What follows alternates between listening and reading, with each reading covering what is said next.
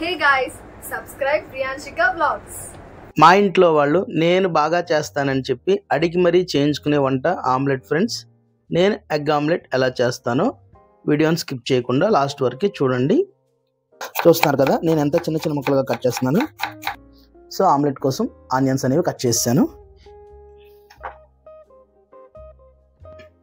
ముందే కడాయి పెట్టానని చూస్తున్నారా? నేను చేసే ఈ స్టైల్లో ఫస్ట్ కడాయి పెట్టుకుని ఆనియన్స్ని మనం ముందు వేయించుకోవాలి. ఆ వేయించుకున్నట్లయితే అలా మనం ఆమ్లెట్ కనుక వేస్తే చాలా టేస్టీగా ఉంటుంది. ఆయిల్ వేసాను ఫ్రెండ్స్. ఈ ఆయిల్ వేడెక్కిన తర్వాత ఆనియన్స్ వేసుకుందాం. ఈ ఆనియన్స్ వేసుకుని దోరగా వేయించుకుందాం. ఆనియన్స్ వేసిన తర్వాత మనం సాల్ట్ వెంటనే వేసుకుంటే ఆనియన్స్ అనేవి త్వరగా వేగిపోతాయి. సో త్వరగా గోల్డెన్ కలర్లోకి వస్తుంది. సో అందుకని నేను సాల్ట్ కూడా వేస్తున్నాను.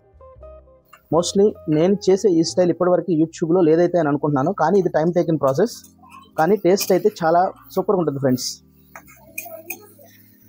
రియా ఇద్దరు వచ్చారు. హాలిడే అవటం వల్ల వీళ్ళిద్దరు ఆడుకుంటున్నారు. ఇప్పుడు ఆమ్లెట్ చేసి టుడే హాలిడే. అదిగో ఆయాన్ కూడా వచ్చాడు ఫ్రెండ్స్. Hi friends.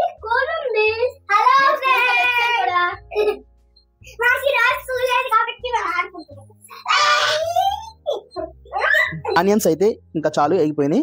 ఇవి ఇప్పుడు మనం బయటికి తీసేద్దాం. ఒక గిన్నెలోకి తీసేద్దాం. చూస్తున్నారు కదా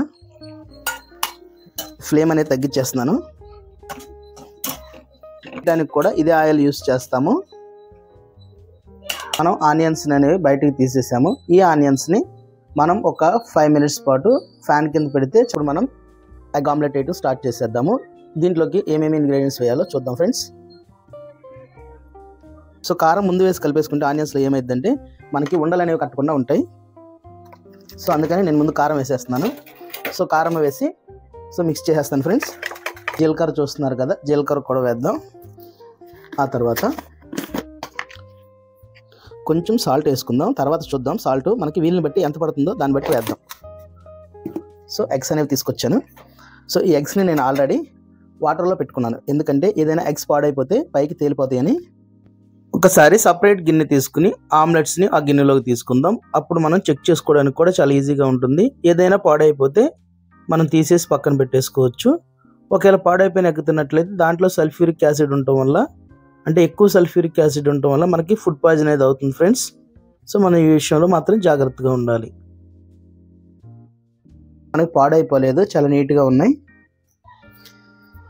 ఇదిగోండి నేను వేసేస్తున్నాను ఈ మిశ్రమాన్ని.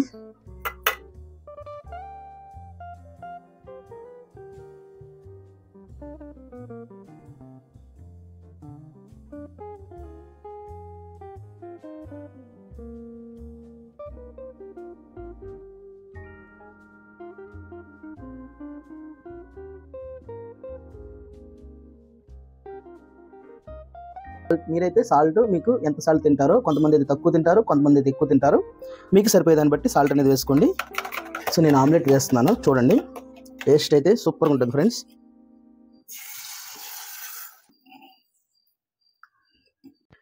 టూ మినిట్స్ పాటు కడాయి పైన మూత పెడదాం. ఆమ్లెట్ అయితే తిప్పుతున్నాను. ఇంకా కాలలేదు, ఒకసారి మాడిపోకుండా ఉండాలి. చూస్తున్నారు కదా, ఇప్పుడు ఆమ్లెట్ నేను తిప్పేస్తాను.